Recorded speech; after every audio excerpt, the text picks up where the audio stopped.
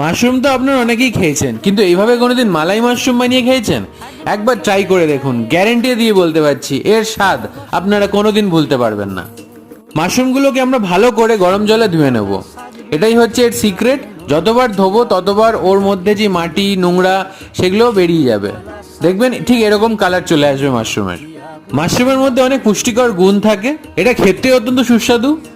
আর আমরা এটা স্পেন্সার বা যে কোনো মোর বা স্মার্ট বাজার এইসব জায়গা থেকে আমরা এটা খুব সহজেই পেয়ে যেতে পারি। এর দামও বেশি না, 60 থেকে 65 টাকা এক প্যাকেট আমরা পেয়ে যাব। আর বাজারে যদি আপনারা কিনতে চান তাহলে একটু বুঝে কিনবেন, দেখবেন কোনগুলো ফ্রেশ কোনগুলো বাসি হয়ে গেছে। ভীষণ টেস্টি একটা খাবার, অবশ্যই ট্রাই করে দেখবেন। ভাত, রুটি, পরোটা যে কোনো জিনিস দিয়ে দারুণ যাবে। ভিডিওটি ভালো লেগে থাকলে অবশ্যই আমাদের চ্যানেলটিকে সাবস্ক্রাইব করবেন।